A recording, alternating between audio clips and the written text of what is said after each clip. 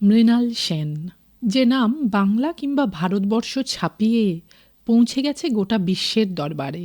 শুধু চলচ্চিত্রকার বলে তাকে বেঁধে রাখা ধৃষ্টতা। নিপুণভাবে তার কাজ কথা বলেছে সাধারণ মধ্যবিত্ত খেটে খাওয়া মানুষের। তার কাজ শুধুমাত্র সিনেমা হয়েই আটকে থাকেনি, তৈরি হয়েছে নতুন এক ঘরানার, নতুন এক যাপনের, বললেন চলচ্চিত্র সংবেদতা গৌতম ঘোষ।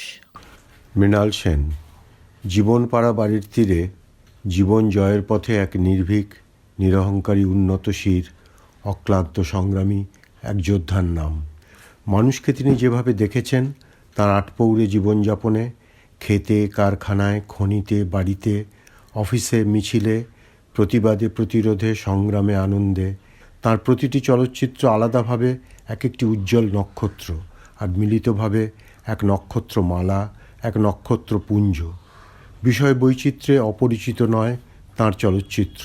নিজেদের অপমান, অবহেলা, অনাদর, অসম্মান, অন্ধকারের বিপ্রতীপে তারা স্বপ্ন দেখে, প্রতিবাদ করে, প্রতিরোধ করে, কখনো একা, আবার কখনো জোটবদ্ধ হয়ে সামাজিক মূল্যবোধের প্রত্যয়ী নিশান ঊর্ধ্বে তুলে ধরে। মৃণাল সেন স্বাক্ষর রেখেছেন তার আপন বৈশিষ্ট্যের, এমনকি শব্দ বা নৈশব্দের ব্যবহারে তার মনোযোগী দৃষ্টি ও নিপুণ বিশ্লেষণ এবং সুচিন্তিত সযত্ন প্রয়োগে তার নির্মিত প্রতিটি চলচ্চিত্র যুগান্তকারী, কালোত্তীর্ণ সম্পদ, শুধু ভারতীয় বা বাংলা চলচ্চিত্রের নয়, আন্তর্জাতিক চলচ্চিত্র জগতেরও উজ্জ্বল আলোকবর্তিকা। আজ আমাদের দায় মৃণাল সেন এবং তার চলচ্চিত্র কীর্তিকে ফিরে দেখার। মৃণাল সেনের নিজের কথায়, I have to tell you something very important. Everyone, whoever asks me any question, invariably asks me about me, about Hrithik, about Manik Babu. And we have differences of opinion, but we never মতান্তর হয়েছে কিন্তু মনান্তর কখনো ঘটেনি, বন্ধুই ছিলাম বরাবর। একটা funny গল্প বলে আমি কখনো ছবি করিনি, কিন্তু ফান আছেই, যেমন Bhuvan Shome is a very serious story একদিক থেকে। কমেডি বলতে লোকেরা বলে যে ভুবন সোম ইজ এ কমেডি, আমি কমেডির আড়ালে একটা কিন্তু একটা লোকের তার যন্ত্রণার কথা। Bhuvan Shome has been like for very wrong reason. লোকেরা ভাবে ভুবন সোম হচ্ছে এমন একটা লোকের ছবি, যা গল্প যেখানে খারাপ লোক ভালো হয়ে গেল, সে যা তেমনি আসবে।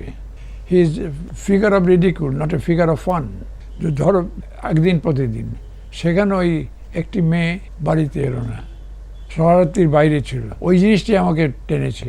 আর একটা গল্প আমি অমলেন্দু চক্রবর্তীরই, যার একদিন প্রতিদিন তারই অবিরত চেনামুখ, সেখানে অবিরত চেনামুখের গল্পের কিছুটাই নেই, কিন্তু ওই দিয়েই শুরু।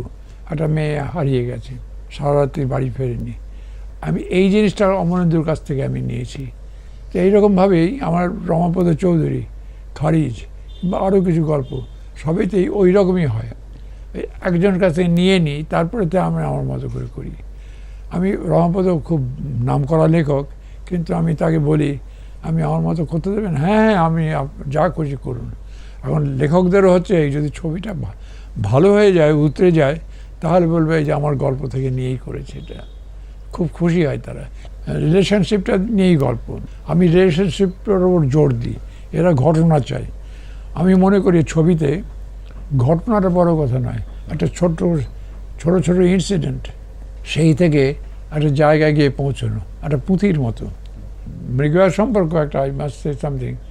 মৃগয়া যখন আমি খরচ কমানোর জন্যে অরিজিনাল প্রিন্টগুলো এডিটিংয়ের জন্যে প্রিন্টগুলো ব্ল্যাক অ্যান্ড হোয়াইটে করতাম, তখন যে এডিট করতাম তখন দেখলাম, তারপরে তো দেখলাম একটা কালার করি, তো কালারে প্রিন্ট করলাম, তাই দেখি অন্যরকম হয়ে যায়। কালারে হলেই একটা অন্য একটা থ্রাস্ট আছে, যেটার সঙ্গে এডিটিংয়ের মিল নেই।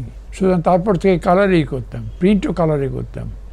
আমি তখন এডিট করছিলাম বম্বেতে, তা আমি তখন সেখানে আব্বাস সাহেবের বাড়িতে গেলাম, খাজা আহমেদ আব্বাস, ফিল্ম ডিরেক্টর, অনেকগুলো ছেলে পেলে বসে আছেন। তো সেখানে আমি বললাম আমি ফিল্ম ডিভিশনে গেলে আমি অনেক ভালো ভয়েস পেতে পারি। আমার শুরুতে একটা ছোট্ট একটা 1.5 মিনিটের একটা ভয়েস ওভার আছে, আবার ছবির শেষের দিকে ভয়েস ওভার আছে একটু ভুবন সোমের, কিন্তু আমি একটা চাই একটা নতুন ছেলেকে। তখন একটা ইয়াং ল্যাঙ্কি ছেলে, লম্বা ছেলে, সে আমি কিন্তু বাংলা জানি না, তুমি বাংলা জানো না, কিন্তু ছবিটা ভুবন সোম নাম হলো, এটা কিন্তু বাংলায় ছবি না, হিন্দি ছবি, কিন্তু আমার ভয়েসটা খুব ভালো।